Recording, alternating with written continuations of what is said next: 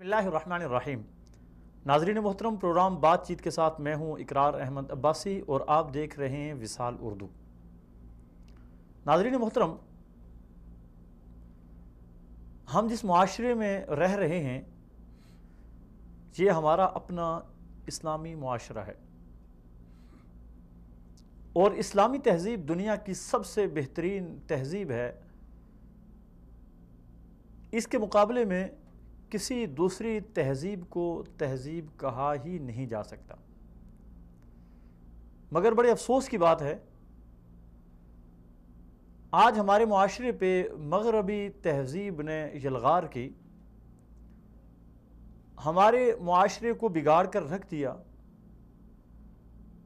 आज हम अपने प्रोग्राम में इसी माशरती बिगाड़ का जायज़ा लेंगे, उसके असबाब और अवामिल पे गौर व फ़िक्र करेंगे और उसके हल की तरफ रहनुमाई लेंगे अपने मुअज़्ज़ज़ मेहमानों से। तो इस उन्वान पे आज हमारे साथ हमारे स्टूडियो मेहमान हैं मोहतरम जनाब उस्ताद अब्दुल गफ़ूर फ़ारूक़ी साहब। इसके अलावा फ़ोन कॉल पे हमें ज्वाइन करेंगे कराची से मारूफ़ मजहबी स्कॉलर जनाब मोहतरम मुफ्ती अब्दुल रहमान साहब मदनी। उनके अलावा पेशावर से मारूफ़ सहाफ़ी और कालम निगार मोहतरम रिज़वानुल्लाह पेशावरी साहब, और इसी तरह इस्लामाबाद से हमें अल्लामा ज़हीर अब्बास क़ादरी साहब, ये भी मजहबी स्कॉलर और सहाफ़ी हैं, ये हमें ज्वाइन करेंगे। तो हम अपनी गुफ्तगू का आगाज़ करेंगे अपने स्टूडियो में तशरीफ़ लाए हुए मुअज़्ज़ज़ मेहमान मोहतरम जनाब उस्ताद क़ारी अब्दुल गफ़ूर साहब से। सबसे पहले मैं मोहतरम क़ारी अब्दुल गफ़ूर साहब आपका शुक्रिया अदा करूँगा, आपने हमारे इस प्रोग्राम के लिए वक्त निकाला। हम जिस मुआशरे में जी रहे हैं ये मुआशरा बड़ी मुश्किल से तश्कील पाया था और इस मुआशरे पे की जाने वाली मेहनत का तसलसल अगर हम देखते हैं तो ये तसलसल 1400 साल तक जुड़ा हुआ है। लेकिन अब हम देख रहे हैं कि बड़ी तेज़ी के साथ इस मुआशरे में बिगाड़ पैदा होता जा रहा है। ये मुआशरा किसी दूसरी तहज़ीब को बहुत जल्द कबूल कर रहा है और हमारे इस मुआशरे ने इस्लामी रवायात को पसे पुश डाल दिया, हमारे आबाओ अजदाद की हुई मेहनत को पसे पुश डाल दिया। हमारी आबाओ अजदाद की तरबियत का कुछ भी हमारे मौजूदा मुआशरे के पास नहीं रहा। आप क्या समझते हैं, इसकी वजूहात क्या हो सकती हैं? जी, बिस्मिल्लाहिर्रहमानिर्रहीम। सबसे पहले तो आज के इस प्रोग्राम विसाल उर्दू में बातचीत के प्रोग्राम में हज़रत हाफ़िज़ साहब आपका और आपकी पूरी टीम का शुक्रिया अदा करता हूँ। शुक्रिया जी। बहुत बड़ा एक अजीम मौजू है और बड़ा ज़ेर बहस मौजू है, इसकी तवज्जो बड़ी ज़रूरी है। इसकी थोड़ी तफसील में गुजारिश करूँगा। जब कौमों में बिगाड़ आया करता था माजी में जी, तो अल्लाह ताला रोए ज़मीन पर अंबिया अलैहिमुस्सलाम का इंतखाब फरमाया करते थे। रोए ज़मीन पर अल्लाह ताला अपना पैगम्बर भेजकर उस कौम की तरबियत फरमाया करते थे, इस्लाह फरमाया करते थे। बहुत अच्छे। चूँकि हज़रत सल्लल्लाहु अलैहि वसल्लम अल्लाह के आखिरी पैगम्बर हैं, आखिरी रसूल हैं, आपके बाद कोई नबी नहीं आएगा। जी अल्लाह ताला ने ये निस्बत, ये ज़िम्मेदारियाँ उम्मत के सपुर्द की हैं जी, और इस उम्मत के उन लोगों को ज़िम्मेदार बनाया है जो इल्म नबवी के वारिस हैं। बेशक। और ये क़यामत तक ऐसे ही रहेगा। इस कौम की रहनुमाई के लिए कुरान हदीस मौजूद हैं जो क़यामत तक बाकी रहेंगे, इसके अहकाम, इसके फ़रामीन बाकी रहेंगे। तो हज़रत सल्लल्लाहु अलैहि वसल्लम भी जब मबऊस हुए इस कायनात में, इस कुर्रे अर्ज़ पर, उस वक्त की कौमें अपने सकाफ़त को, अपनी एक मसरत को, एक इंसानी शराफत को ख़त्म कर चुके थे। इसलिए हज़रत सल्लल्लाहु अलैहि वसल्लम ने असर नौ मेहनत फरमाई इस मुआशरे पर। वो चलती चलती आज हम एक तवील अरसे के बाद गोया हमें जो है इस वजूद में हमारा जन्म हुआ और हम इस 1500 साल के हिस्से में आज रोए ज़मीन पर मौजूद हैं। हम अपनी ज़िंदगी में देख रहे हैं कि जो हमारा बचपन था, हमारे बचपन के ज़माना में हमारे वालिदैन, हमारे असातिज़ा, हमारे आबा-ओ-अजदाद ने इस अंदाज़ में तरबियत फरमाई ان کا احسان ہے، ان کا مرہون منت ہے کہ ہم ان کے ایک ایک احسان کا بدلہ بھی، کسی ایک احسان کا بدلہ نہیں چکا سکتے، دے سکتے. مثال کے طور پہ کہ جب ہم پڑھا کرتے تھے اسکول میں، تو اسکول میں اپنے ٹیچرز، اپنے استاد کے سامنے آواز بلند کر کے بات کرنے کی بھی اجازت نہیں ہوتی تھی. حد درجے کا احترام ہوا کرتا تھا، حد زیادہ احترام ہوا کرتا تھا. جی. اور جو اساتذہ تھے ان کی حیثیت ایک والد کی تھی، اور جو ماں باپ. جی خیر صاحب ایک ٹیلی فون کال لے لیں، اس کے بعد بات یہیں سے جاری رکھیں گے. السلام علیکم ورحمۃ اللہ وبرکاتہ. جی بھائی کون اور کہاں سے؟ آریان بات کر رہا ہوں سے. آریان نام بتایا؟ ازیان جی کیا کہنا چاہیں گے؟ جی اس حوالے سے فرمانا چاہتا تھا کہ جیسے کہ آپ لوگوں کو پتا ہوگا کہ آج اسماعیلی جماعت کی ڈائمنڈ جبلی ہے. جی آپ پروگرام میں دیکھ ہیں کہ آواز آپ کی کم آ رہی ہے، تھوڑا آواز کو اونچا کریں. جی میں اس حوالے سے بات کرنا چاہتا ہوں کہ اسلامی جماعت کی ڈائمنڈ جبلی ہے، اور آپ اس حوالے سے اپنے پروگرام میں کیا کہنا چاہیں گے؟ کون سی اسلامی جماعت کے حوالے سے؟ اسلامی جماعت ایک فرقہ ہے جس کو اب تک ہمارے پاکستان میں کافر قرار نہیں دیا گیا ہے. کیا مجھے بات آپ کی سمجھ نہیں ہے؟ دوبارہ اگر کہیں گے تو میں موضوع کے مطابق سوال کو دوبارہ دہرائیں گے. میں یہ کہنا چاہتا ہوں کہ آپ بھی ٹی وی میں بھی بہت بتایا جا رہا ہے کہ اسلامی جماعت کی ایک ڈائمنڈ جبلی ہے جو کہ مسلمانوں کا ایک فرقہ ہے، جو کہ ہم ان کو مسلمان تو نہیں کہہ سکتے. اس حوالے سے ہماری حکومت کی ہے. شاید میں آپ کا جو سوال جس طرح سمجھاؤں اگر یہی ہے تو آپ میری تصدیق کر دیجئے گا کہ شاید آپ کسی فرقے کو اسلامی فرقہ کہتے ہیں یا نہیں کہتے.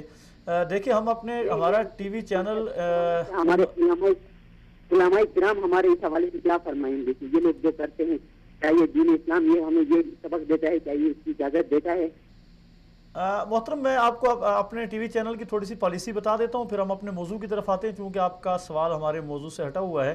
ہمارے ٹی وی چینل کی پالیسی یہ ہے کہ ہم کسی پہ نہ تو کفر کا فتویٰ لگاتے اور نہ ہم اس کے اہل ہیں. ہم تو صرف اتحاد امت کے لیے اپنی سی کوشش کر رہے ہیں، اور دعا کیجئے کہ اللہ تبارک و تعالی ہمیں اس میں کامیابی عطا فرمائے. اور ہمارے جو ملک کے دشمن عناصر ہیں ہماری سرحدوں پہ بیٹھ کے ہماری سرحدوں کی خلاف ورزیاں کرتے ہیں، پاکستان میں فرقہ واریت پھیلا رہے ہیں، پاکستان میں دہشت گردی کے مراکز ان کے قائم ہیں، ہم تو ان کو بے نقاب کرنے کی پالیسی پہ عمل درآمد کر رہے ہیں اور عمل پیرا ہیں. تو اللہ تبارک و تعالی ہمیں اس میں کامیابی نصیب فرمائے. شکریہ بھائی. سوال موضوع سے ہٹ کے تھا اس لیے، اور آواز بھی کلیئر نہیں تھی ورنہ مجھے صحیح سمجھ نہیں آ سکی ان کے سوال کی. آپ اپنی بات کو جاری رکھیں کہ اس سے پہلے ہمارے آباء و اجداد یا ہمارے میں یہ گزارش کر رہا تھا کہ ہمارے آباء و اجداد نے جس انداز میں محنت کی اس وقت فتنے کم تھے، محنت زیادہ تھی. جی. اور آج فتنے زیادہ ہیں، محنت کم ہو گئی ہے. بہت اچھا. جس کی بنیاد پہ آج ہماری نسل نو اپنی ثقافت کو بھی چھوڑ رہی ہے، اپنی تہذیب کو چھوڑ رہی ہے، اپنے دین ایمان کو، دین اسلام کی جو بنیادی اصول اور ضابطے ہیں جو اسلام نے انسان کو عطا فرمائے ہیں اس سے بھی جو ہے وہ دوری اختیار کر رہی ہے. قاری صاحب ایک چیز جو میں نے دیکھی ہے رسول اللہ صلی اللہ علیہ وسلم کی دعاؤں میں بھی دیکھیں، صحابہ کرام، تابعین، تبع تابعین، بزرگان دین، اور آج تک جتنے بڑے لوگ آئے، ایک دعا بڑی پابندی کے ساتھ کرتے ہوئے کہ یا اللہ ہمیں دین پہ استقامت نصیب فرمانا. یعنی شاید اس دور میں اتنے فتنے نہیں تھے، اس کے باوجود دین پہ استقامت کی دعا بار بار رسول اللہ یا مقلب القلوب ثبت قلوبنا علی طاعتک، یعنی اس طرح کی دعائیں کہ جس طرح کہ ان کو بھی خدشہ تھا کہ کہیں ہم دین سے پھسل نہ جائیں، تو دین پہ ثابت قدمی کی دعائیں، اور پھر ثابت قدم رہنے والوں کے لیے اللہ تبارک و تعالیٰ کی طرف سے طرح طرح کی بشارتیں موجود ہیں. میں سمجھتا ہوں کہ دین پہ ثابت قدمی آج سے پہلے کبھی بھی شاید اتنی زیادہ اہم نہ ہوئی ہو جتنی آج زیادہ اہم ہے، یا اس کو ان الفاظ میں کہیں کہ اس کی ضرورت شاید اس سے پہلے اتنی زیادہ نہیں تھی جتنی آج ضرورت ہے. کہ اس سے پہلے فتنے کم تھے، آج فتنے بہت زیادہ ہیں اور قدم قدم پہ فتنے. جی بالکل حضرت آپ صاحب، مسئلہ یہ ہے اس وقت دیکھیں کہ پہلے یہ ہوتا تھا فتنہ آتا تھا، مثال کے طور پہ فتنہ یورپ سے آیا، پاکستان آتے ہوئے اس کو 10 سال لگتے تھے. جی. اب تو فتنہ ابھی بن رہا ہوتا ہے، وہ پہلے پاکستان میں پہنچ چکا ہوتا ہے. جی. ہندوستان میں پہنچ چکا ہوتا ہے، جن کے برصغیر میں پہنچ چکا. کہنے کا مقصد یہ ہے کہ فتنے بہت زیادہ ہو گئے ہیں. جی. اب مثال دے دیں، آداب کو لے لیں، احترام کو لے لیں. جی. اسلام ایک بنیادی ایک عظیم مذہب ہے جس نے اللہ کی ہر مخلوق کے آداب بتائے ہیں، احترام بتائے ہیں، چاہے جانور بھی ہے اس کا بھی خیال کریں، اس کے بھی حقوق کا تعین فرمایا. جی. اب والدین ہیں، اساتذہ ہیں. اب آپ حضرت آپ صاحب یہ دیکھیں کہ ہماری تعلیمی ماحول کیسا بن گیا.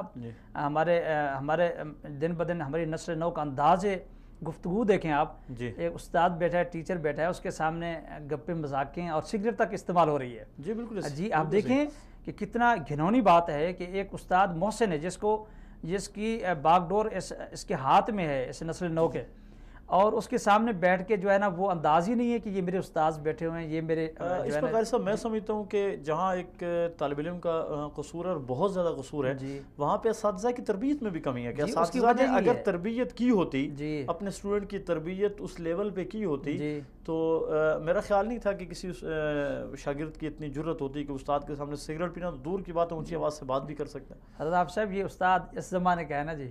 اگر ماضی کا ہوتا، اب ماضی کے اساتذہ جو پرانے اساتذہ اس وقت موجود ہیں آپ ان کو دیکھ لیں، آج بھی ان کا تعلیمی انداز یہی ہے کہ تعلیم کے ساتھ 100% وہ تربیت پر توجہ دیتے ہیں کہ بھئی آپ اپنی زندگی کیسے بسر کریں گے.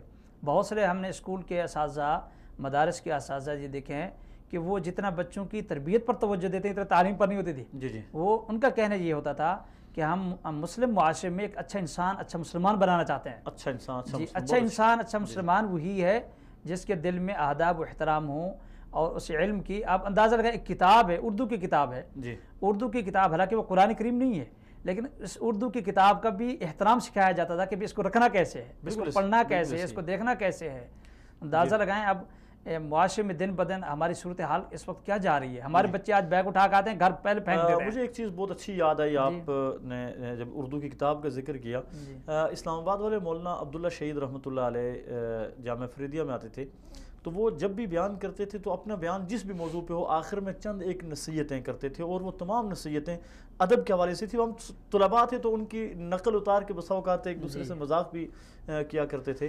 تو وہ ہمیں کہتے تھے کہ بیٹا ادب سیکھو، اور یہ ادب تم نے صرف نہیں کہ اساتذہ کا ادب کرنا ہے، اپنے استاد کا ادب، اپنے دوستوں کا ادب، اپنی کتابوں کا ادب، کتابیں جن تپائیوں کے اوپر رکھتے ہو ان تپائیوں کا ادب، مدرسے نے تمہیں رہنے کے لیے جو کمرہ دیا اس کمرے کا ادب، جو بستر بچھایا اس بستر کا ادب، جو تکیہ تمہارے پاس اس کا ادب. یعنی ہمیں اس طرح سکھاتے تھے جس طرح کہ اتنا. اور یہ بات جب وہ آتی تھی تو وہ پوری توجہ کے ساتھ جس طرح کوئی چیز گھول کے پلائی جاتی ہے اس طرح ہمیں ادب کا درس دیا کرتے تھے. لیکن میں سمجھتا ہوں کہ معاشرے میں جس طرح ہمارے جیسے بے ادب بہت زیادہ ہو گئے، اس طرح سکھانے والوں کی بھی کمی ہے. جی بالکل، اس میں کوئی شک نہیں ہے جی. اس وقت تربیت کا دونوں طرف سے فقدان ہے. جی یعنی اگر ہم اسباب کا جائزہ لیں، اس کا جو معاشرے میں پائے جانے والے بگاڑ کے اسباب ہیں، اس میں ایک سبب بقول آپ کے تعلیم کے ساتھ تربیت کی کمی. جی بالکل ایسا جی، تربیت کا بہت بڑا فقدان ہے.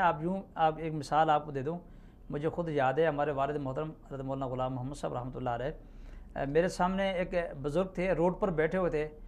مقصد ہے وہ ایسے بیٹھے ہوتے ہیں، ان کے نیچے کرسی نہیں تھی. حضرت والد صاحب رحمۃ اللہ علیہ نے مجھے دیکھا، مجھے کہنے لگے آپ کو خیال نہیں ہے ایک بزرگ انسان بیٹھا ہوا ہے، کوئی اینٹ اٹھا رہے ہیں، کوئی پتھر اٹھا رہے ہیں، اس پر یہ بیٹھ جائیں، کتنا مشکل میں بیٹھے ہوا ہے. اندازہ لگائیں کہ نہ کوئی جان نہ پہچان، لیکن ایک بزرگ کا ہونا، ایک بڑے کا ہونا، وہاں پہ موجود ہونا، اور پھر کس طرح وہ ہماری تربیت فرما رہے تھے کہ آپ نے ان کا کیوں نہیں خیال کیا. تو یہ ایک بنیادی چیز ہوتی ہے اپنی نسل میں. دیکھیں والدین کی تربیت تھی تو اولاد کی ہوئی، اساتذہ کی تربیت تھی تو شاگردوں کی ہوئی. بد نصیبی ہے کہ آج چونکہ والدین بھی اسی 30 سال 40 سال کے عرصے کے ہیں، اور جن کو اساتذہ کرام جنہوں نے تربیت کی ہے سبحان اللہ، اور جن کی تربیت نہیں ہوئی. آج دیکھیں کہ بچہ، ایک معصوم بچہ جس کی عمر 10 سال 12 سال ہوتی ہے، وہ باپ کے سامنے ایسے بات کر رہا ہوتا ہے جیسے اندازہ ہوتا ہے کہ یہ باپ ہی نہیں ہے، اس کا یہ والدہ ہی نہیں ہے. چیخ چیخ کے بعد بچہ بات کر رہا ہے، کیسے بات کر رہا ہے وہ؟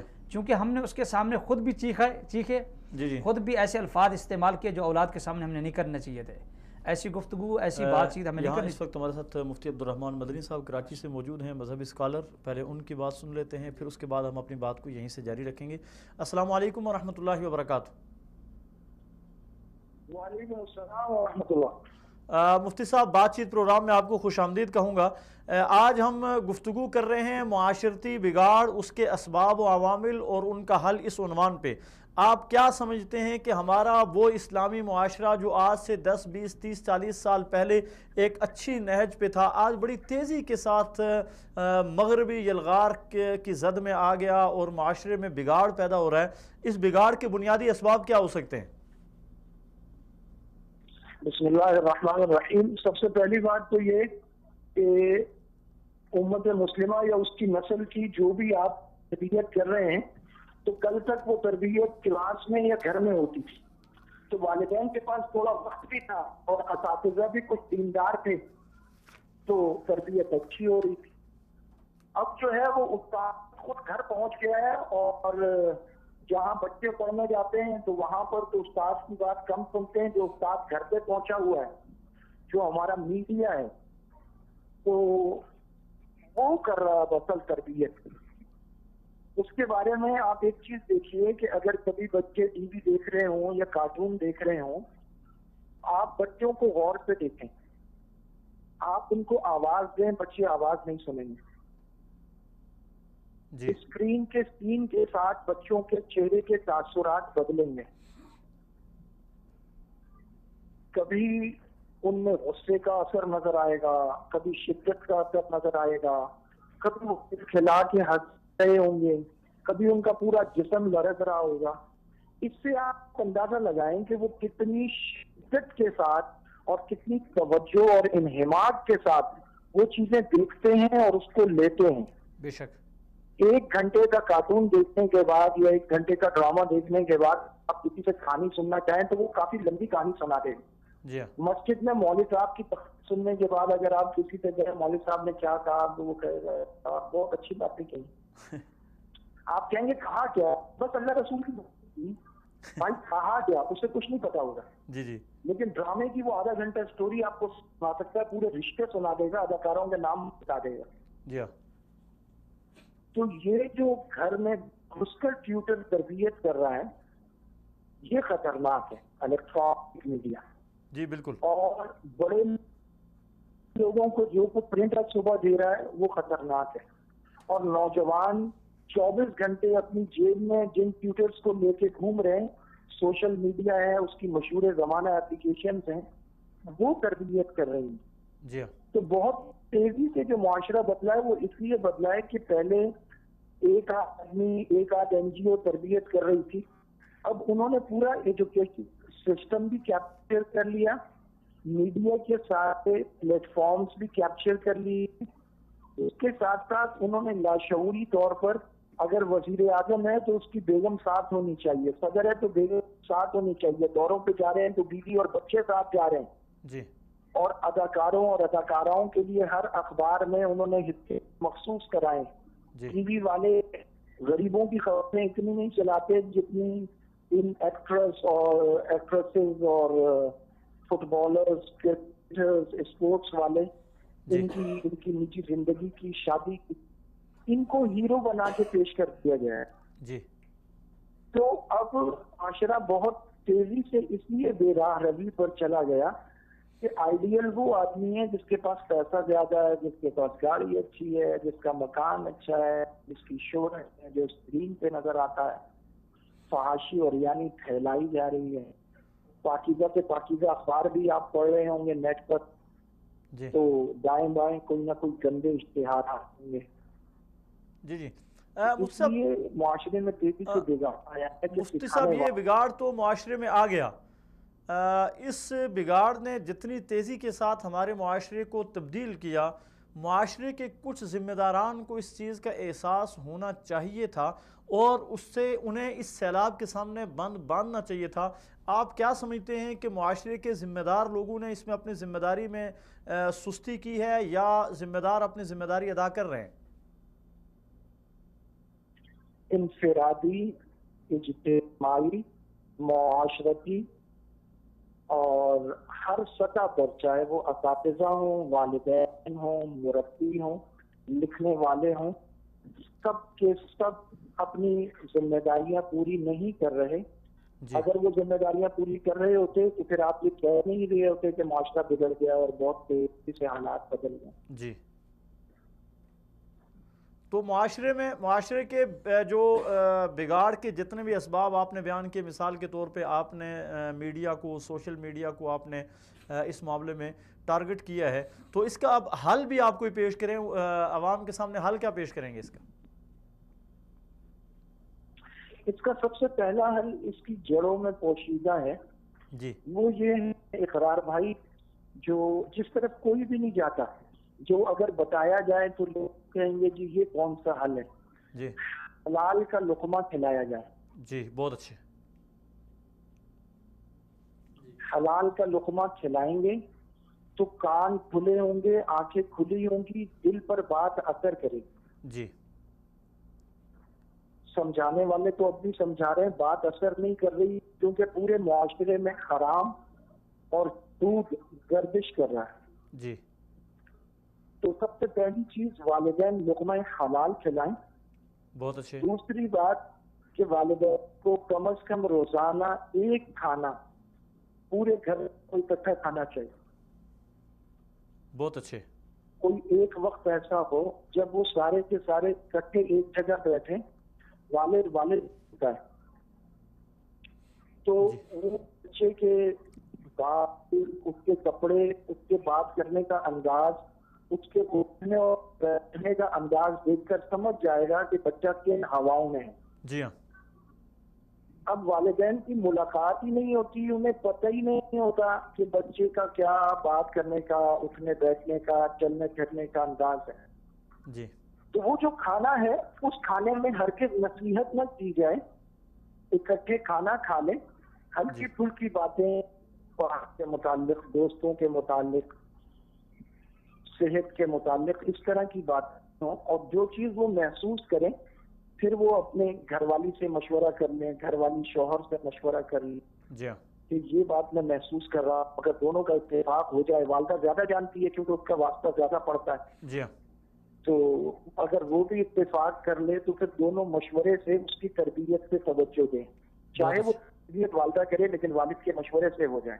جی ہاں. تو ایک تو حلال کا لقمہ ہو گیا، جی دوسرا کم از کم ایک کھانا اکٹھا ہو گیا، جی اور تیسرا یہ کہ اگر یہ ممکن نہ ہو، بہت سارے لوگ باہر ملکوں میں رہتے ہیں یا دوسری جگہ رہتے ہیں، جی تو انہیں چاہیے کہ جس طرح وہ صرف گھر والی سے بات کر لیتے ہیں اور بچوں سے صرف بات کرتے ہیں بیٹا کیا چاہیے، تو مزید بات چیت بھی بچوں سے ہونی چاہیے. تو واٹس ایپ اس طرح کی دوسری اپلیکیشن ہیں، بات چیت آسان ہے. اس کے ساتھ ساتھ تیسری بات یہ کہ جن اسکولوں کی بڑی بڑی فیسیں بھرتے ہیں، بچوں کے بیگ کھول کے نصاب بھی چیک کر لینا چاہیے.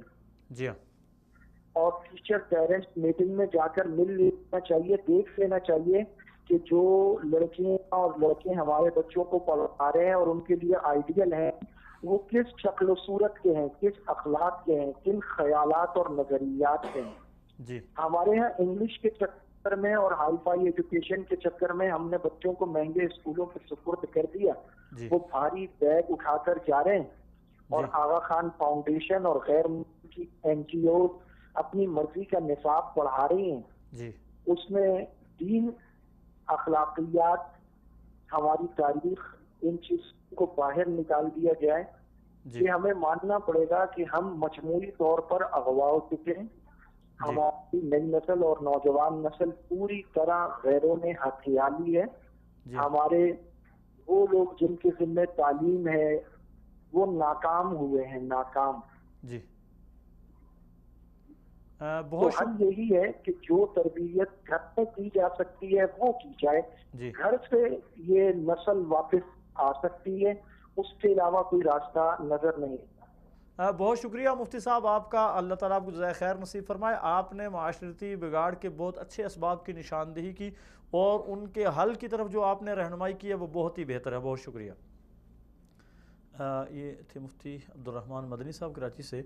اللہ تبارک و تعالیٰ نے بڑی استعداد دی ہے اور بڑی نپی تلی گفتگو کرتے ہیں. میرے خیال میں موضوع کے حساب سے اگر ہم اپنے پورے پروگرام کو انہی کی باتوں میں سمیٹ دیں تو ان کی باتیں کافی ہمارے پورے پروگرام کے لیے. چند ایک چیزوں کی انہوں نے بہت اچھی نشاندہی کی کہ معاشرے میں ضروری بات ہے بگاڑ جو ہے وہ اس کی بنیاد ہم دیکھیں گے. دیکھیں ایک سب سے بڑی بنیاد تو یہ ہے کہ ایمان سے دوری. جی بالکل، پہلی بنیادی بات ہے، پہلی بنیادی بات. اور دوسری یہ ہے کہ جس طرح انہوں نے کہا کہ بچوں کی تربیت آج کل نہ تو ماں باپ کر رہے ہیں، نہ اساتذہ کر رہے ہیں، نہ معاشرہ کر رہا ہے. ٹی وی کی ایک سکرین ہے جو بچوں کی تربیت ہو رہی ہے. جی ہاں، کارٹون لگے ہوئے تو کارٹون ان کی تربیت کر رہے ہیں، ڈرامے لگے ہوئے تو ڈرامے باز ان کی تربیت کر رہے ہیں، فلم تو فلمی ایکٹر ان کی تربیت کر رہے ہیں. اس حوالے سے آپ کیا کہیں گے؟ جی حضرت مفتی صاحب نے بہت یہ بنیادی نقطہ اٹھایا انہوں نے کہ یقینی بات ہے اس میں ایک بات اضافی گزارش کروں کہ والدین یا اساتذہ جو بڑے ہیں نا گھر کے، ان کو واپس اپنے ماضی میں کی طرف دیکھتے ہوئے جانا پڑے گا، ان کو مسجد سے تعلق کو جوڑنا پڑے گا. بہت اچھے. بنیادی جو چیز ہے مسجد جو ہے یہ مرکز ہے انسان کی، انسانیت کو انسان کی طرف راغب کرنے کے لیے، شعور دینے کے لیے. اور اللہ تعالیٰ نے اس مسجد کو ایسا عظیم مرکز بنایا جس میں کسی کا اختلاف بھی نہیں ہے کسی بھی مسلمان کا. اور مسلمان یہاں پر اپنی جبین جھکا کے اپنی عاجزی انکساری ظاہر کر کے اللہ تعالیٰ اس سے بلندیاں دینا چاہتے ہیں، اس لیے اس کو پیش فرماتے ہیں یہاں پہ. جی ہاں بے شک. اب جب یہ انسان مسجد سے تعلق جوڑے گا، مثال کے طور پہ میرے والد محترم مسجد میں جائیں گے، یقینی بات ہے مجھے بھی جانا پڑے گا. جی ہاں بالکل ایسے. ٹھیک ہے. ماضی میں آپ دیکھیں، بر صغیر میں آپ دیکھ لیں، بر صغیر میں جو دین اسلام کا یہ آفاقی پیغام پہنچا، اس میں حضرت صلی اللہ علیہ وسلم کے زمانے کے بعد آپ دیکھیں کہ جن شخصیات نے وہاں پر محنت کی ہے انہوں نے مسجد کو مرکز بنایا. بالکل. اور مسجد میں بیٹھ کر انسان کو اللہ کی طرف راغب کیا اور اس کو آداب احترام بتائے، انسانی زندگی کا شعور بخشا. بے شک. اور ان کو ان کی نسل نو پر محنت کی. دیکھیں ایک جیسے حضرت مفتی صاحب فرما رہے تھے کہ سب سے بنیادی بات ہے حلال کا لقمہ. بہت اچھا. ٹھیک ہے جی. اس وقت کے لوگ دیکھیں چاہے وہ جس پہ کے لوگ تھے لیکن حلال کمانے میں صف اول کے لوگ تھے. بالکل. انہوں نے اپنے بچوں کو آسائش حرام کھلا کے آسائش نہیں دی. جی. انہوں نے کہا جی حلال کا جو لقمہ ہے چاہے وہ چٹنی کے ساتھ کھائیں، پیاز کے ساتھ کھائیں، ہے یہی ہمارے پاس. جی. آج یہ دیکھیں کہ جب ہم اپنے بچے کی آنکھیں کھولتے ہی جب ہم اس کو بروسٹ اور برگر دکھائیں گے تو وہ لامحالہ وہ اس میں آنے والے وقت میں وہ دال اور ساگ کھانے کے لیے تیار نہیں ہوگا. اور اس میں پھر ہم حرام کی طرف راغب ہوں گے. ہاں ضروری بات ہے اس کی ضروریات. آج ایک بہت بڑا جو مسئلہ ہے کہ اپنی اولاد یا گھریلو، ایک تو ہم نے ضروریات بڑھا لی ہیں، یعنی بنیادی ضروریات، انسان کی بنیادی ضرورت صرف 2 وقت کا کھانا ہے. جی بالکل. اور رہائش ہے. جی بالکل. باقی اس کے علاوہ ہم نے اپنی ضروریات اتنی زیادہ بڑھا لی ہیں کہ اب ان ضروریات کو پورا کرنے کے لیے ہم نے حلال حرام کی تمیز ختم کر دی ہے. اور میں اتفاق کرتا ہوں، بلکہ بڑی شدت کے ساتھ اتفاق کرتا ہوں مفتی صاحب کی اس بات سے کہ ہمارے معاشرتی بگاڑ میں حرام لقمے کا بڑا کردار ہے. جی بہت بڑا کردار ہے جی، 100% کردار ہے اس کا. اب اس میں کیا ہے، وہ جو اللہ تعالیٰ کی دی ہوئی نعمت حلال میں جو اللہ تعالیٰ نے ایک مقام اور مرتبہ انسان میں رکھا ہے، جی یقینی بات ہے حرام کھانے سے وہ ختم ہوا. جی. آپ جو حق بات کہنا چاہ رہے ہیں وہ نہیں کہہ پا رہے. جی. جو سچ بات نہیں کرنا چاہ رہے ہیں وہ نہیں کہہ پا رہے. اس لیے بلکہ انسان نیکی کی طرف رغبت رکھتا بھی ہے تو نیکی کی طرف جا نہیں سکتا. جی بالکل. اس میں بنیادی طور پر یہ ہے کہ انسان کو حلال کے ساتھ مسجد کے ساتھ تعلق جوڑنا پڑے گا. جی. مسجد کے ساتھ جب ہم جائیں گے تو ہماری تربیت بھی ہوگی اور وہاں پر اللہ کے سامنے پیش ہوں گے، اللہ بھی ہم پر راضی ہوں گے. اور انسان کی پوری مکمل بقا حضرت محمد صلی اللہ علیہ وسلم کی شریعت مطہرہ میں رکھی ہوئی ہے. یہ کہیں پر بھی جائے، جہاں پر بھی جائے، جو بھی کرے. آج دیکھیں پوری دنیا جو ہے وہ پوری دنیا یلغار ہے یورپ کی، لیکن تباہی کے علاوہ انہیں کچھ نظر نہیں آ رہا. صرف ایک ایمان ہے، اسلام ہے، جس کا آغاز بھی برکتوں والا ہے، جس کا انجام بھی برکتوں والا ہے. بالکل ایسے. اور اس پر رہیں گے تو بچ کے رہیں گے. جی جی جی. اس میں اگر ہم اپنی نسلوں کو لے کے چلیں، آج دیکھیں ہمارے بچوں کو کلمہ نہیں آتا. آج ہمارے بچوں کو کھانا کھاتے ہیں نا، ہمارے ساتھ ایک ساتھ کھا رہے ہیں، ان کو بسم اللہ نہیں آتی کہ ہمیں پڑھنا کیا ہے. یہاں پہ ہاتھ دھونا سنت ہے، یہ بیٹھ کے ادب کے ساتھ کھانا سنت ہے. والدین بیٹھے ہیں تو ہم ان کی مدد ہیلپ کریں، تعاون کریں. کوئی چیز اٹھانی ہے کچن سے اٹھا کے ہم، یہ ساری وہ چیزیں کہاں سے ملیں گی ہمیں؟ وہ ہمیں رسول اللہ صلی اللہ علیہ وسلم کی مقدس مطہر زندگی سے ملیں گی، صحابہ کرام رضوان اللہ تعالیٰ مجمعین کی زندگی سے ملیں گی. اچھا محترم قاری صاحب، یہ ایک حل کی طرف نشاندہی کی بہت پیاری، مجھے بہت اچھا لگا کہ والدین، اور جس گھر میں والدین بھی ہیں، جی بوڑھے دادی دادا اگر موجود ہیں تو کم از کم سب کو ایک کھانا ایک وقت میں بیٹھ کے ایک ساتھ کھانا چاہیے تو یہ ہے کہ 3 وقت کھاتے تو 3 وقت ایک ساتھ اکٹھا بیٹھ کے کھائیں. لیکن کیا اس سے کے بھی انسان کی زندگی پہ اثرات ہوتے ہیں؟ بہت بڑے اثرات ہیں جی. دیکھیں جو بڑے ہوتے ہیں نا وہ بچوں کی نقل و حرکت پر نظر رکھتے ہیں. بہت اچھے. بچہ بیٹھا کیسے، اٹھا کیسے، بات کیسے کی، گفتگو کیسے کر رہا ہے، معاملات اس کے کیسے ہیں. والدین تو والدین ہوتے ہیں. بس اوقات بچہ والدین کو سادہ سمجھتا ہے اور سمجھتا ہے کہ میری حرکتوں کا والدین کو پتہ نہیں چلے گا، جبکہ وہ پہلے چھوٹے تھے اور پھر بڑے ہوئے. جی بالکل. وہ واقف ہوتے ہیں. پھر اس کا یہی طریقہ ہے کہ ان کو تھوڑا سا وقت دے کے، حضرت مفتی صاحب نے جو فرما رہے تھے نا، مقصود یہ تھا کہ وقت دیں والدین. جب یہ بچوں کو وقت دیں گے، اب دیکھیں ٹیوٹر آتا ہے پڑھا کے چلا جاتا ہے، جی بچہ گئے، اور سارے گھر کی ذمہ داری آج کل تو عورت بیچاری پہ ڈال دی ہے کہ بھی اسکول بھی آپ نے چھوڑنا ہے، وین کا انتظار بھی آپ نے کرنا ہے. اب جو ماں ہوتی ہے ویسے اب والدہ جو ہوتی ہے، ماں جو ہوتی ہے وہ ویسے ضعیف ہوتی ہے، اس کی محبت غالب ہوتی ہے. وہ بعض دفعہ بچوں کی غلطی پر بھی خاموشی اختیار کر لیتی ہے. جی لیکن جو والد ہوتا ہے نا جی، اس کا بڑا کردار رول ہے، اس کا گھر میں بیوی بچوں کو، گھر والوں کو لے کے چلنا بڑا کردار ادا کرنا ہوتا ہے. لیکن جب باپ آئے گا ہی اس وقت جب بچے سو رہے ہوں گے، صبح اٹھیں گے تو بچے جو ہے نا یہ سو رہا کو بچے جا رہے ہوں گے اسکول میں، جی تو اس میں بچوں کے اندر کوئی تربیت نہیں ہوگی، الٹا نقصان ہوگا. میرے بچے کھا کیا رہے ہیں، میرے بچوں کی جیب میں کیا ہے، میرے بچے آج کیا لے کر آئے ہیں، سب چیزوں پر، آج میرے بچوں نے لباس کیسا پہنا ہوا ہے، ساری وہ چیزیں ہیں جس پہ والدین کی نگاہ ہوتی ہے. جی اور دوسری بات یہ کہ جب ایک چیز شاپنگ کرنے ہم جاتے ہیں، اب بازار میں دیکھ لیں، اب جب ہم بازار میں جاتے ہیں بچوں کے کہنے پہ ہم وہ من پسند کی چیزیں لے رہے ہوتے ہیں جو غیر شرعی اور غیر اخلاقی ہوتے ہیں. مثلا لباس دیکھ لیں، جی آج کل بازاروں میں ایسا عریاں لباس آ گیا ہے جو ایک بیٹی کو، ایک بچی کو پہننا جو ہے اسلام نے اجازت نہیں دی ہے. جی ایک گھر معاشرے میں ہمارا معاشرہ اس کی اجازت نہیں دیتا، لیکن وہ ہم اس کی جو ہے نا اس بات کو قبول کرتے ہوئے، چونکہ اس نے میڈیا میں دیکھا، اس نے جو ہے وہ یا باہر کے ملکوں میں جا کر دیکھا، وہی لباس پہننے کو پسند کیا. اب بچوں کو تو اس چیز کا اندازہ نہیں ہے، ہاں بالکل. لیکن بڑوں کو اندازہ کرنا اگر چاہیے. کوئی سمجھانے والا اچھی طرح سمجھائے تو بچے اس چیز کو قبول کرنے کے لیے تیار ہیں. جی بالکل، جی بالکل. لیکن ان کی تربیت میں کمی کی وجہ سے اب انہوں نے یا تو ٹی وی سے سیکھا، جی یا جس طرح مفتی صاحب کہہ رہے تھے کہ ایک ٹیوٹر ہر ایک انسان کے اپنی جیب میں ہے، جی بالکل، وہ اس کو پڑھا رہا ہے جی بالکل. اور وہ فارغ اوقات میں اسی سے سیکھتا ہے. تو اگر ہماری نسل نے تربیت لینی ہے یا ادب سیکھنا ہے یا معاشرے میں رہن سہن کے طریقے ہم نے ٹی وی سے سیکھنے ہیں، ہم نے فلموں سے سیکھنے ہیں، ہم نے ڈرامے سے سیکھنے ہیں، ہم نے اپنے موبائل سے سیکھنے ہیں، پھر تو اس معاشرے نے تباہی کی طرف جانا ہے. جی وہ پہنچ چکا ہے. جی الیکٹرانک میڈیا، سوشل میڈیا ہے، اس پہ پرنٹ میڈیا جو ہے، جی اس پہ جو اس کے اثرات ہیں، اس کے اثرات انسان کی زندگی پر دونوں لحاظ سے ہیں، اعمال اور کردار کے لحاظ سے بھی زیرو پر، اور صحت کے لحاظ سے پر بھی زیرو پر. جی دیکھیں یہ وہ چیزیں ہیں، یہ وقت ہم نے قرآن کریم کو دینا تھا. جی یہ وقت تو ہم نے اپنی تعلیم و تربیت کے لیے اپنے اساتذہ کو دینا تھا. بد نصیبی یہ ہے کہ ہم نے تعلیم و تربیت کو قبول کرنے کی بجائے ہم نے اس میڈیا کی طرف ہم گئے، اسکرین پہ دیکھ کے اپنی آنکھوں کو، اپنی صحت کو متاثر کیا.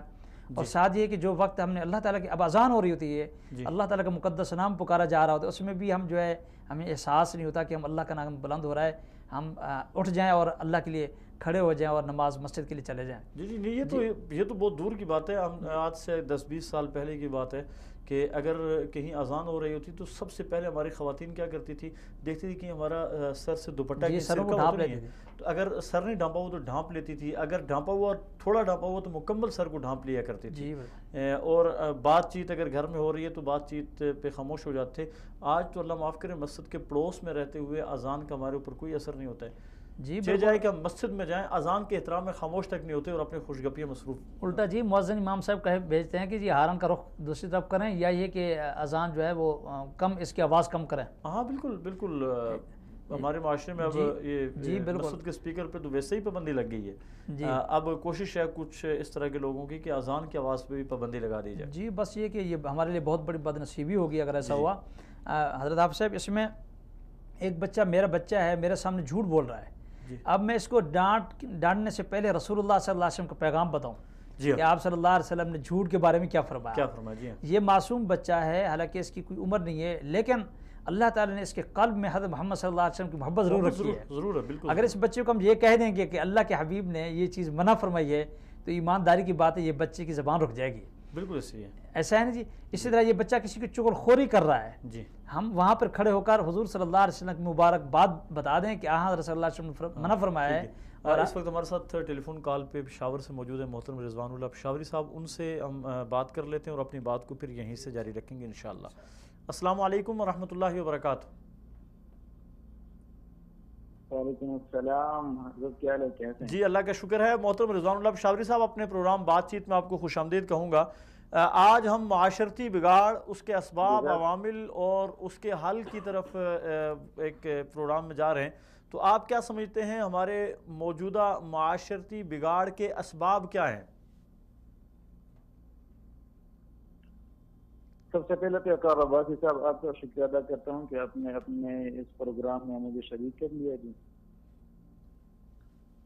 دوسری بات یہ ہے کہ سب سے پہلے میں ایک چھوٹی سی تمہید باندھوں گا، تمہید کے بعد انشاءاللہ 3 باتیں کروں گا.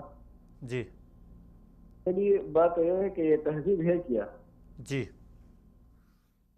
دوسری بات یہ ہے کہ اسلامی تہذیب کے عناصر کیا ہے، عناصر ترکیبی کے جس چیزوں سے یہ مرکب ہوتا ہے. اور پھر اسلامی تہذیب کے کچھ اوصاف اس پر بات کریں گے انشاءاللہ۔ بہت اچھے۔ سب سے پہلے تو انسان کی مدنی زندگی اور اجتماعی زندگی کے لیے تہذیب ایک فطری اور لابودی چیز ہے۔ بے شک۔ وہ دو آدمیوں کے باہمی ملاپ سے جو بچہ عالم وجود میں آتا ہے اس کا پروان چڑھنے کے لیے ماں کی گود ضروری ہوتی ہے۔ جی ہاں بے شک۔ تو جس طرح ماں کی گود ضروری ہوتی ہے اسی طرح اس کی نشوونما کے لیے خاندان، معاشرہ، تعلیم اور اس طرح یہ باہر کا معاملہ اور یہ سب کچھ یہ اس کے لیے ضروری ہوا کرتا ہے۔ جی۔ تو اسی کو تہذیب اور سماج کہا جاتا ہے، اور یہ اجتماعی زندگی سے یہ مؤثر ہوتی ہے اور یہ اجتماعی زندگی سے یہ لاگو ہوتی ہے سب کچھ۔ جی ہاں۔ اب یہ تہذیب ہے کیا جی۔ تو یہ ایک ایسا گہوارہ ہے جس میں انسانیت پروان چلتی ہے، انسان کا تشخص قائم ہوتا ہے، جی۔ اس کے لیے ترقی کی راہیں ہموار ہو جاتی ہے، جی۔ اور اس کو اپنا کر زندگی کے ہر موڑ پر انسان کامیاب و کامران ہوتا ہے۔ بے شک۔ انسانوں کے درمیان خیالات، اقدار، ادارے، تعلقات اور نظامہائے زندگی یہ سب اس کا نتیجہ ہے۔ بے شک۔ اب تہذیب کے عناصر ترکیبی کہ یہ تہذیب کس چیز سے مرکب ہوتا ہے، جی۔ تو بنیادی طور پر ہر تہذیب کے 4 عناصر ترکیبی ہوا کرتے ہیں۔ جی۔ پہلا یہ ہے کہ اقتصادی ذرائع، دوسرا سیاسی نظام، جی۔ اور تیسری ترکیب ہے اخلاقی اقدار اور روایات، بے شک۔ اور چوتھی ترکیب ہے مختلف علوم و فنون پر گہری نظر۔ جی۔ پہلی بات یہ ہے کہ اقتصادی ذرائع یہ ہر تہذیب اور ہر ثقافت یا اسی سے مرکب ہوا کرتے ہیں، اس کے بنیادی 4 عناصر ہوا کرتے ہیں۔ بے شک۔ اور اگر اس کو ہم صحیح رائے پر استعمال کریں گے تو یہ اسلامی تہذیب ہی کہلائے گی۔ جی ہاں۔ اب اسلامی تہذیب کے کچھ اوصاف ہوا کرتے ہیں، جی۔ اس کے 4 اوصاف ہے۔ جی۔ اسلامی تہذیب کا جو پہلا وصف ہے وہ یہ ہے کہ اس میں ہر انسان کی زندگی میں اللہ کی عبادت بالکل نمایاں طور پر نظر آتی ہے۔ جی ہاں۔ وہ جب کسی سے ملتا ہے تو سلام کرتا ہے، السلام علیکم کہہ دیتا ہے۔ اس کے علاوہ جب وہ باتیں کرتا رہتا ہے تو وہ ہر جگہ پر اپنی زبان پر ماشاء اللہ اور سبحان اللہ، اللہ اکبر اس طرح کے الفاظ وہ لاتا ہے، جس کی وجہ سے ایک اچھا وصف ہوا کرتا ہے انسان کا، جو اسلامی تہذیب کا پہلا اور نمایاں وصف ہوا کرتا ہے۔ بے شک۔ دوسری اسلامی تہذیب کا جو دوسرا وصف ہے وہ حیا اور خاندانی نظام ہے، بے شک۔ کہ جہاں پر ہم نے اس کو اللہ تبارک و تعالیٰ نے اس کے انسان کے لیے، اس مرد کے لیے دوسری عورت کو جو روا رکھا ہے تو وہ نکاح ہی کے ذریعے ہے۔ جی ہاں۔ اور نکاح ہی کے ذریعے سے وہ اس کو کر دیتا ہے، جس طرح کہ اللہ تبارک و تعالیٰ نے اسی طرح قرآن کریم میں بھی بہت جگہ پر اس کو فرمایا ہوا ہے۔ اور یہی باتیں ہیں کہ وہ اس کی وجہ سے ایک اسلامی تہذیب وہ پروان چلتا ہے۔ جی ہاں۔ اس کا جو تیسرا وصف ہے اسلامی تہذیب کا وہ ہے شراب، جوئے، قمار بازی اور سود کا اجتناب۔ بے شک۔ کہ اسی کے ذریعے سے بھی انسان کو ایک اچھی اور اعلیٰ معاشرہ اسی سے ملتا ہے، اسی وجہ سے بھی۔ جی۔ اسلامی تہذیب کا جو چوتھا وصف ہے وہ حفظ مراتب ہے، کہ اس میں وہ چھوٹے بڑے کا خیال رکھتا ہے، اسی طرح وہ ہر ایک کو اپنا ایک درجہ دیتا ہے۔ حفظ مراتب کہ جس طرح وہ حدیث میں بھی آتا ہے کہ حضرت عائشہ رضی اللہ تعالیٰ عنہ ایک دفعہ وہ کھانا کھا رہی تھی اور وہ ایک آدمی، وہ ایک گھوڑا سوار وہ گزر رہا تھا، تو اس کو کھانا وہیں پر وہ اس کو بلا کر اس کو اپنے ساتھ ہی بٹھا دیا اور کھانا کھلا دیا۔ جی۔ اور اس طرح کہ جو دوسرا ایک دروازے پر آیا اس کو کھانا دے دیا، تو یہ بھی حفظ مراتب ہے۔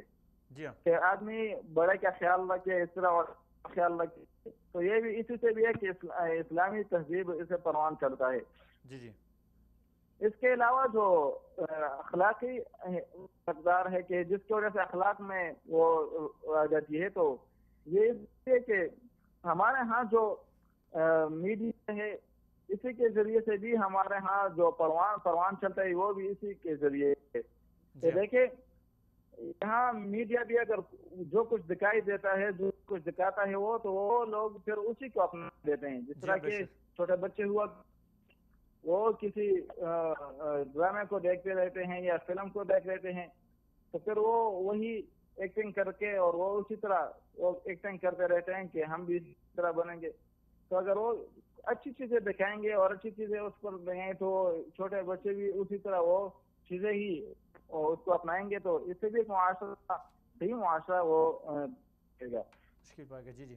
اس کے علاوہ اگر یہ اسلامی تہذیب کے جو اوصاف ہے اس کے ایک برعکس دیکھے تو جو مغربی تہذیب ہے, مغربی تہذیب میں پہلا وصف تو صرف ہے ہی نہیں, تو اس میں تو اللہ کی عبادت نہیں ہوتی. وہ جب ایک دوسرے سے ملتے تو سلام سے کرتے نہیں ہے, نہ وہ اپنی باتوں میں اس طرح الفاظ سبحان اللہ ماشاء اللہ اس طرح کے الفاظ بھی استعمال نہیں کرتے. دوسری وصف ہے, جو دوسرا وصف ہے تہذیب کا, تو وہ حیا اور خاندانی نظام جو میں نے آپ کو بتایا کہ اسلام کا وصف ہے. جی ہاں. جو مغربی تہذیب ہے وہ اس میں بھی یہ چیز بالکل ذاتی طور پر پایا جاتا ہے. اگر کوئی آدمی ذاتی طور پر حیا اور خاندانی نظام کا خیال رکھتا ہے تو, اور اگر خیال نہیں رکھتا تو وہ اس کا اپنی مغربی تہذیب میں وہ اس کا خیال نہیں رکھا جاتا. محترم رضوان اللہ پشاوری صاحب, گزارش یہ ہے کہ اگر تو ہم موازنہ کریں مغربی تہذیب کا اسلامی تہذیب کے ساتھ, تو اسلامی تہذیب کے مقابلے میں تو مغرب کو تہذیب کو ہم تہذیب کہہ ہی نہیں سکتے, نہ ہی وہ تہذیب ہے. لیکن معاشرے میں ہمارے معاشرے پہ بگاڑ پیدا ہوا اور مغربی تہذیب کی یلغار نے ہمارے معاشرے کو بگاڑ دیا. اب یہ معاشرہ سدھارنے کے لیے ہمیں کیا کرنا چاہیے؟ اس معاشرے کے سدھارنے کے لیے ہمیں اخوت اور بھائی چارے کو قائم رکھنا چاہیے. جی. کیونکہ اخوت اور بھائی چارہ یہ جب قائم ہوگا تو اس سے بھی ایک اچھا معاشرہ اسے تشکیل دے گا. جی. کیونکہ اخوت اور معاشرہ یہ جب اس کو حیا اور بقا میں لگی تو اس کہ ہم ایک دوسرے کے ساتھ حسد نہ کریں, ایک دوسرے کو ہم بھائی بھائی سمجھے, اس طرح کہ وہ قرآن کریم میں ہے کہ اس طرح حدیث میں بھی ہے کہ یہ مسلمان سارے کے سارے بھائی بھائی ہیں. میں نے پہلے بھی ایک پروگرام میں بتایا تھا کہ یہاں پر اخوت جو اخوت ہے تو اس میں کسی طرح کا وہ وصف نہیں ہے کہ یہ بھائی ہے. جو بھی ہے تو اس میں جس نے اسلام لایا ہے اور نبی علیہ السلام پر ایمان لایا ہے, اللہ پر ایمان لایا ہے, تو وہ سارے کے سارے وہ آپس میں بھائی بھائی ہیں. اسی طرح اگر اسی معاشرہ کو ایک اچھا معاشرہ کو قائم رکھنا ہے تو اس میں حسد کو دور کرنا ہے کہ ہم ایک دوسرے سے حسد نہ کریں. اسی طرح ایک دوسرے کے ساتھ برائی کا معاملہ نہ کرے, تو اسی وجہ سے بھی ایک اچھا معاشرہ وہ تہذیب دے گا انشاءاللہ, وہ تبدیل دے گا. محترم دیکھیے, اسلام تو ایک عالمگیر مذہب ہے اور اسلام نے ہمیں اخوت, بھائی چارہ, اور اسلام نے ہمیں ہمارے اندر سے گورے کالے کی تمیز کو نکال دیا, چھوٹے بڑے کی تمیز کو نکال دیا, اور اسلام نے ہمیں ایک لڑی میں پرویا. لیکن کیا وجہ ہے کہ آج ہمارے معاشرے میں وہ تمام تر تعصبات دوبارہ آ چکے ہیں جن تعصبات سے رسول اللہ صلی اللہ علیہ وسلم نے منع کیا اور ارشاد فرمایا تھا لا عصبیت فی الاسلام, کہ اسلام میں کوئی تعصب نہیں ہے, یہ فلاں قوم کا ہے, فلاں قبیلے کا ہے, فلاں ملک کا ہے, فلاں برادری کا ہے, اور گورا ہے, کالا ہے. یہ سارے تعصبات اسلام نے ختم کیے تھے. یہ تعصبات دوبارہ در آ رہے ہیں ہمارے اندر, اس کی کیا وجوہات ہو سکتی ہیں؟ اس کی پہلی وجہ تو میرا ذہن میں ہے کہ اسلامی تعلیمات سے دوری. جی, بہت اچھے. ہمارا جو معاشرہ ہے تو یہ اسلامی تعلیمات سے بہت دور ہے. جی. اور ہمارا جو آج کل جو ہمارے جو اثرات ہے, میڈیا ہے, وہ بھی اسلامی تعلیمات اور یہ سارے کے سارے سے بہت دور ہے. کیونکہ وہ تو پہلے سر سے دکھاتے نہیں ہے. اگر وہ دکھاتے بھی تو رمضان کے مہینے میں وہ سب کچھ دکھاتے ہیں اور پھر وہ ختم کر دیتے ہیں. تو اسی وجہ سے یہ اسلامی تعلیمات سے دوری ہے. اگر ہم اپنے بچوں کو مدارس میں اور اسی طرح ہم اس کو اسلامی تعلیم دے دیں تو پھر یہ معاشرہ وہی اپنے اثر پر آ جائے گی اور یہ اپنے وہ جو تعصبات ہے وہ سارے کے سارے ختم ہو جائیں گے. میں نے آپ کو بتایا کہ تعصبات کے ختم ہونے کے لیے وہی. جی بات مکمل کریں. جی بات آپ مکمل کر لیں. جی تو اسلامی تعلیمات کو روا رکھنے کے لیے وہی چیز ہے کہ ہم اسلامی تعلیمات کو اپنا لیں, اپنے بچوں کو بھی اسلامی تعلیمات دے دیں اور اپنے بڑوں کو بھی اور اسی طرح چھوٹوں کو بھی, سب کے سب کو اسلامی تعلیمات سے روشناس کرائے گی.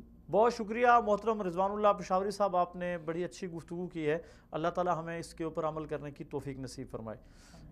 محترم رضوان اللہ پشاوری صاحب تھے اور بڑی اچھی انہوں نے ایک تمہید کے ساتھ بات کی, لیکن اس کے لیے ہمیں بہت سارا وقت درکار تھا، جبکہ ہمارے پاس ایک ٹیلی فون کال پہ زیادہ سے زیادہ 10 منٹ کی گنجائش ہوتی ہے.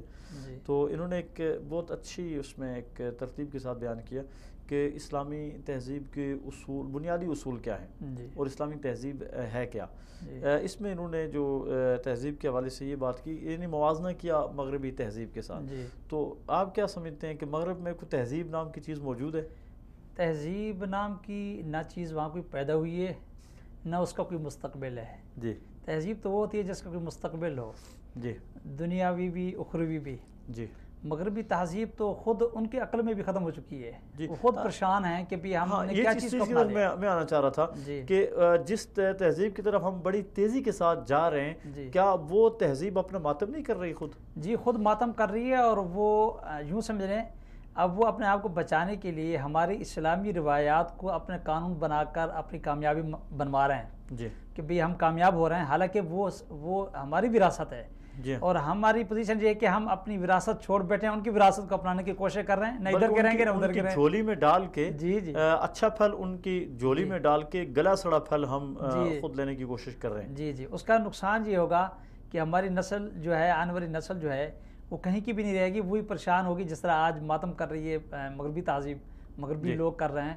دیکھیں جیسے بھائی صاحب فرما رہے تھے کہ ہماری تہذیب میں بنیادی چیز حیا اور پاک دامنی ہے. جی جی جی. اسی طرح حلال ہے. محترم قاری صاحب، یہاں ہمارے ساتھ کالر موجود ہیں، محترم علامہ ظہیر عباس قادری صاحب. ان سے بات کر لیتے ہیں، پھر اپنی بات کو جاری رکھیں گے. السلام علیکم ورحمۃ اللہ وبرکاتہ. وعلیکم السلام ورحمۃ اللہ وبرکاتہ. علامہ ظہیر عباس قادری صاحب، آپ کو خوش آمدید کہوں گا اپنے پروگرام میں. آج ہم اپنے پروگرام میں موضوع بحث بنائے ہوئے ہیں معاشرتی بگاڑ کو، اس کے اسباب کا ہم جائزہ لے رہے ہیں، اس کے عوامل کا جائزہ لے رہے ہیں، اور ہم چاہتے ہیں کہ ہم اپنے سننے والوں کو اس کا حل دیں. تو آپ کیا سمجھتے ہیں جو ہمارا معاشرتی بگاڑ ہے، جو ہماری تباہ ہوتی تہذیب ہے، اس کے اسباب کیا ہیں؟ سب سے پہلے تو میں جناب اپریشیٹ کروں گا کہ ماشاءاللہ آپ نے موضوع بہت اچھا چنا ہے. یہ ٹاپک وہ ہے جس پر آج کل گفتگو کم ہوتی ہے، اور اگر گفتگو کوئی بندہ کرتا بھی ہے تو اسے نگاہ حقارت سے دیکھا جاتا ہے، یا اسے یہ سمجھا جاتا ہے کہ یہ ٹیپیکل مائنڈڈ مین ہے یا ٹیپیکل مائنڈڈ پرسن ہے. تو یہ ٹاپک لینا ہی بڑی ضرورت کی بات ہے. ماشاءاللہ، بہت شکریہ. خیر عطا فرمائے. دوسری بات یہ ہے کہ اس زمانہ میں یہ جو معاشرتی بگاڑ ہے، یہ سب سے اگر میں اس بات کا نچوڑ پیش کروں تو وہ یہ ہے کہ سنت مصطفیٰ علیہ السلام سے دوری اور دین سے دوری ہے. بہت خوب، بہت خوب، میں اتفاق کرتا ہوں آپ سے. جزاک اللہ. تو قرآن مقدس ہم نے پڑھنا چھوڑ دیا ترجمہ و تفسیر کے ساتھ، ہم نے حدیث کو پڑھنا چھوڑ دیا، سیرت مصطفی صلی اللہ علیہ وآلہ وسلم کا مطالعہ کرنا چھوڑ دیا ہے. یہی وجہ ہے کہ ہمیں اللہ تعالیٰ کے احکامات کا پتہ نہیں، ہمیں رسول اللہ صلی اللہ علیہ وآلہ وسلم کی حیات طیبہ کا پتہ نہیں. ہماری عورتوں، ماؤں، بہنوں، بیٹیوں کو سیدہ خدیجہ الکبریٰ، سیدہ عائشہ الصدیقہ، سیدہ فاطمہ الزہرا رضوان اللہ علیہ مجمعین کی حیات جو ہیں، ان کی جو سوانح عمریاں ہیں، جو ان کی زندگیاں ہیں، ان کا پتہ نہیں ہے.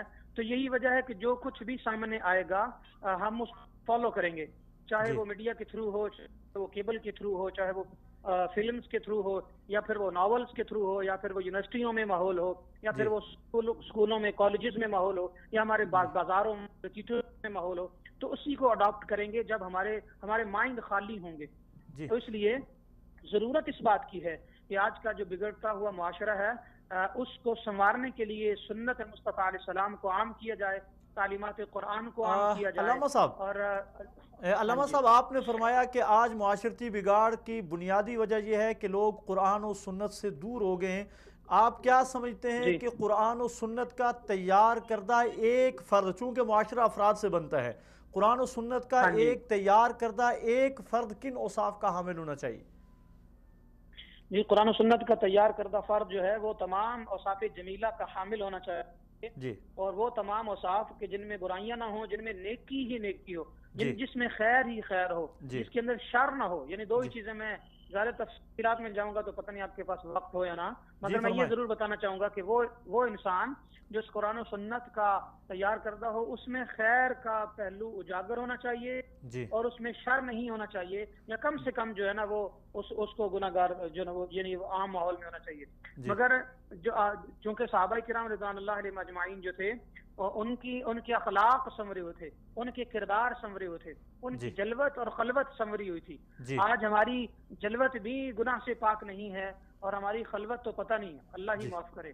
تو اس لیے معاشرے کا بگاڑ کی جو وجہ ہے وہ مین وجہ یہود و نصارہ کا ایک وہ پروپیگنڈا ہے جو انہوں نے چند دہائیاں پہلے کیا تھا اور اس پر اربوں ڈالر سے انہوں نے خرچ کیے اور آج تک کر رہے ہیں۔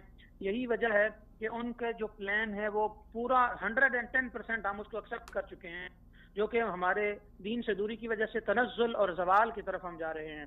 میں آپ کو ایک بات اپنا مشاہدہ بتانا چاہوں گا کہ بہت سارے ٹی وی چینلز پر جانا ہوتا ہے اور نیشنل انٹرنیشنل لیول کے ٹی وی چینلز پر جانا ہوتا ہے، وہاں عورتیں بیٹھی ہوتی ہیں، وہاں مستورات ہوتی ہیں، لڑکیاں ہوتی ہیں۔ ان کو کئی بار میں نے کہا جناب آپ اپنے سر پہ دوپٹہ لیں، ان کے ٹی وی کے مالک کو کہا کہ اس کو دوپٹہ اڑا دیں، انہوں نے کہا ہمارے میڈیا کے رول ہی یہ ہے کہ اسے بغیر دوپٹے ہم نے بٹھانا ہے، اگر دوپٹے والی آپ کو چاہیے تو پلیز آپ اپنے گھر جائیں، ٹی وی پر آپ کا کوئی کام نہیں۔ اس طرح کے واضح یا سوز جوابات جب سننے کو ملتے ہیں تو آپ اندازہ کریں کہ ہمارا میڈیا کس انداز سے بگاڑ رہا ہے۔ اور ٹی وی کی سکرین پر بیٹھی جو لڑکی ہر گھر میں کروڑوں گھروں میں جب وہ دکھائی دے گی تو گھروں کی بچیاں بھی کہیں گی لو جی ٹی وی پر بیٹھنے والی لڑکی کے سر پہ دوپٹہ نہیں، اس کے بال کٹنگ والے ہیں اور اس کے آئی بروز بنے ہوئے ہیں، اس کے ناخن بڑھے ہوئے ہیں، اور وہ جب وہ لباس اس طرح کا پہنتی ہے کہ جو حیا سوز ہے تو پھر ہم ایسا کیوں نہ پہنے؟ آپ سکول کالج میں یونیورسٹی میں چلے جائیں، جب تک کوئی لڑکی جینس پہن کر نہیں جاتی اسے ٹیپیکل سمجھا جاتا ہے، اسے 1400 سال پرانی سمجھا جاتا ہے۔ لہٰذا اس کا حل یہ ہے کہ ہم اپنے گھروں میں زیادہ سے زیادہ قرآن و سنت کی تعلیمات کو عام کریں، چاہے وہ علماء کے گھر ہوں، چاہے تاجروں کے ہوں، چاہے عام لوگوں کے۔ علامہ صاحب آپ نے تہذیب کی بات کی ہے، آپ کیا سمجھتے ہیں کہ آج ہماری جو نئی نسل ہے، چاہے وہ بچے ہیں، چاہے آج کے جوان ہیں، یا اس سے بھی بڑی عمر کے جو لوگ ہیں، ان کی تربیت میں ہمارے گھر میں موجود ٹی وی کیا کردار ادا کر رہا ہے، سوشل میڈیا کیا کردار ادا کر رہا ہے، ہمارا اپنا موبائل کیا کردار ادا کر رہا ہے، اور ان چیزوں کا ہماری زندگی میں آج عمل دخل کتنا، کیا سمجھتے ہیں آپ؟ جی بالکل، بہت اچھا یہ بھی پوائنٹ ہے۔ آج کل ہماری زندگیوں کے اندر سوشل میڈیا اور ٹی وی اور موبائل اور ایپس سب کچھ یہ ہی 100% ہے، جبکہ پہلے دور یہ ہوتے تھے، اور آج بھی صالحین کے گھروں میں ایسا ہے کہ نماز فجر کے لیے بچوں کو اٹھایا جاتا ہے، اپنے ساتھ نماز پڑھائی جاتی ہے، قرآن پاک کی تعلیم دی جاتی ہے، اس کے بعد قرآن پاک پڑھتے ہیں، پھر سکولوں کو جاتے ہیں۔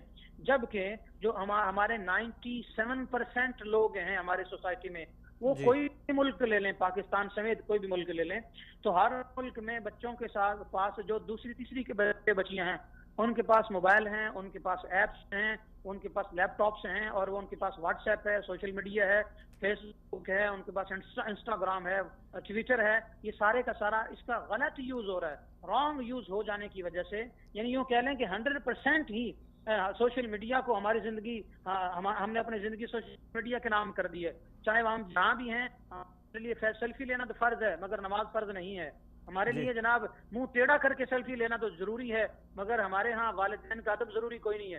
لہٰذا موبائل کا ضرورت اس بات کی ہے کہ ہر گھر میں وہ تربیت لائی جائے جو کہ پرانے دور میں آج سے 50 سال پہلے تھی، اور اسی طرح گھر کے اندر جو ماں ہے وہ بچوں پر چیک اینڈ بیلنس جو ہے نا وہ سخت کر دے، شدید کر دے، ہر وقت بچوں پر نظر رکھے، انہیں سمجھائے، ان کے دوستوں کو اچھا رکھے، اور دوستوں کی جو کمپنی ہے وہ دیکھے کہ کون سا دوست ٹھیک کر رہا ہے کون سا نہیں ہے، یعنی ان کے لباس پر نظر رکھے، ان کی پسند و ناپسند پر نظر رکھے کہ بچہ کوئی غلط چیز تو نہیں پسند کر رہا، اگر کر رہا ہے تو اس کو کس نے ابھارا ہے، اس بات پر کس نے شہ دی ہے۔ لہٰذا ان چھوٹے چھوٹے پوائنٹس جو ہے نا ان کو نظر رکھتے ہوئے اپنے بچوں کی جب ہم تربیت کریں گے تو یقیناً بگاڑ سے یہ دور رہیں گے۔ آج کے زمانے میں بھی اگر ہم بچوں کی اچھی تربیت کرتے ہیں تو مجھے یقین کامل ہے، صرف امید نہیں، یقین کامل ہے کہ ہمارا بچہ آج کے دور کا بھی جو ہے نا وہ بہت عظیم انسان بن سکتا ہے۔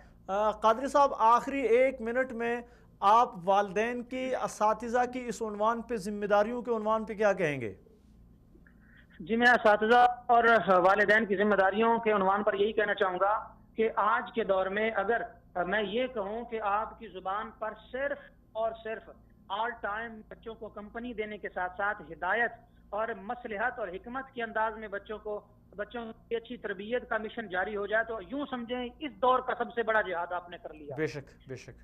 آج کے دور میں یہ جہاد کرنے کی ضرورت ہے کہ بچے کو اپنی زبان سے اور حکمت بھرے اور محبت بھرے اور پیار بھرے انداز میں غلط راستوں سے، غلط دوستوں سے، غلط مجلس سے اور اس کے غلط انجام سے بچا کر ہدایت اور محبت اور شفقت اور ادب کی طرف لایا جائے اور قرآن و حدیث کی طرف مختلف انداز سے جو ہے نا وہ اس کا دل مائل کیا جائے. تو یقیناً آج کا یہ بہت بڑا جہاد ہے، اگر نہ ہم بہت بڑا نقصان کرنے جا رہے ہیں اور کر بیٹھیں گے. خدا نخواستہ. بہت شکریہ علامہ قادری صاحب. اللہ تعالیٰ آپ کو جزائے خیر نصیب فرمائے. ہمارے پروگرام میں وقت کم ہے ورنہ ہم قادری صاحب کی مزید گفتگو سنتے. آپ کیا سمجھتے ہیں کہ قادری صاحب نے ایک جو بنیادی نقطہ اٹھایا ہے کہ سب سے بنیادی وجہ یہ ہے کہ ہمارے معاشرتی بگاڑ میں ہم قرآن و سنت سے دور ہو؟ جی بالکل، حقیقت یہ بنیاد یہی ہے. ہمیں یہ سمجھ کے چلنا پڑے گا، ہمیں جانا پڑے گا قرآن حدیث کے دروازے پر، تب جا کے ہماری بقا ہوگی. اس کے علاوہ ہمارے پاس کوئی ایسی چیز نہیں ہے جس سے ہم اپنی ذات کو یا اپنی نسل کو بچا سکیں. قاری صاحب میں بھی اس بات کا رونا رو رہا ہوں، آپ بھی اس بات کا رونا رو رہے ہیں، معاشرے کے بہت سارے ذمہ دار لوگ ہیں جو اس بات کا رونا رو رہے ہیں کہ ہمیں جانا پڑے گا قرآن و سنت کے دروازے پر. لیکن بہت ساری بگڑی ہوئی قوم کو قرآن و سنت کے دروازے پر کون لے کے آئے گا؟ ہر انسان انفرادی طور پر اپنے طور پر محنت کرے. اصل میں بنیادی کام تو یہ تھا حکومت کا، گورنمنٹ کا. اب بدنصیبی ہم اس چیز چونکہ گورنمنٹ ہماری جو ہے وہ دیگر مسائل میں اتنا الجھی ہوئی ہیں اپنے اقتدار کو بچانے کے لیے، تو یہ کیسے آئیں گے اس پہ؟ اب اور کام بہت سارے ہیں. ہمیں جو ہے وہ کوشش یہ کرنی ہوگی کہ ہم معاشرے کے ہر طبقے سے رابطہ رکھ کے ان سے ملاقات کر کے اس کی طرف ہمیں راغب کرنا ہوگا، کوشش کرنی ہوگی. ہمیں اپنی ذات سے یہ کام شروع کرنا ہوگا. اللہ کے حکم سے انشاءاللہ یہ اپنے طور پر یہ محنت کر کے ہم معاشرے میں بہت اچھا کام کر سکتے ہیں. ایک حدیث ہے الا کلکم راع وکلکم مسئول عن رعیتہ. آپ میں سے ہر ایک ذمہ دار ہے اور ہر ایک سے اس کی ذمہ داری کے بارے میں پوچھا جائے گا. کیا معاشرے میں ہر فرد اس بات کا ذمہ دار نہیں ہے کہ وہ اپنی ذمہ داری کا احساس کرے؟ بالکل، ہر انسان ذمہ دار ہے، مرد عورت ذمہ دار ہیں، اور اس پر محنت کرنے کی بھی ضرورت ہے. ہر آدمی اپنے گھر سے شروع کرے. اپنے گھر سے شروع کرے گا انشاءاللہ اللہ کے حکم سے وہ معاشرے میں خود بخود اللہ کی رحمت سے، اللہ کی نصرت سے وہ جو ہے وہ اپنی جگہ بنا لے گا اور معاشرے میں ایسے لوگ کھڑا کر دے گا. علامہ قادری صاحب نے ایک نقطے کی طرف نشاندہی کی، میں مختصر عرض کروں گا کہ انہوں نے کہا کہ ہمارے جو بگاڑ کے اسباب ہیں ان اسباب میں ایک سبب یہ بھی ہے کہ بری محفلیں بچوں کی. لیکن میرے خیال میں آج کل بری محفلیں بہت کم ہو گئی ہیں. محفل والا تو کوئی ملتا ہی نہیں ہے، صرف ایک موبائل ہوتا ہے اور یہی موبائل بری محفل ہے. ہمارے پروگرام میں وقت بہت کم رہ گیا.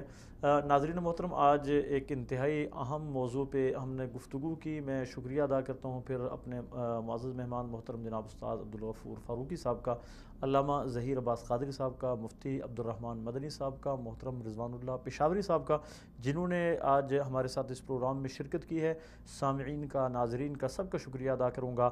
معاشرے میں پائے جانے والے بگاڑ میں جو بات ہمارے سامنے آئی ہے، بنیادی وجہ قرآن و سنت سے دوری ہے، دین سے دوری ہے. ہماری زندگیوں کے اندر سے ایمان نکل گیا. اگر ہماری زندگیوں میں وہی ایمان واپس آ جائے تو یقینی طور پہ معاشرے کے بہت سارے بگاڑ خود بخود حل ہو جائیں گے. اپنے بچوں پہ نظر رکھیں، بچوں کی تربیت کریں. حدیث مبارکہ کا مفہوم ہے کہ تنہائی جو ہے وہ بری مجلس سے بہتر ہے اور بری تنہائی سے اچھی مجلس بہتر ہے. تو بچوں کی مجالس کا خیال رکھیں کہ ان کی دوستی کس کے ساتھ ہے، ان کی مجالس کیسی ہیں. یہ والدین کی ذمہ داری بنتی ہے اور جو جوان ہیں بڑوں کی ذمہ داری بنتی ہے کہ ان کی حرکات اور سکنات پہ نظر رکھیں، ان کو وقت دیں، ان کو سمجھائیں. سمجھانے سے یہ معاشرہ سمجھ سکتا ہے. ہمارا معاشرہ بگاڑ کی طرف جا ضرور رہا ہے لیکن ناقابل اصلاح نہیں ہے. ہمارا معاشرہ قابل اصلاح ہے. اصلاح کی ذمہ داری جس پہ عائد ہوتی ہے، ہر ایک اپنے ذمہ داری کا تھوڑا سا احساس کر لے تو ہم بڑی تیزی کے ساتھ دوبارہ اپنے اسلامی معاشرہ تشکیل دینے میں کامیاب ہو جائیں گے. اللہ تبارک و تعالی ہمارا حامی و ناصر ہو. والسلام علیکم ورحمۃ اللہ وبرکاتہ. آئندہ منگل کو اسی وقت ملیں گے اسی پروگرام میں انشاءاللہ.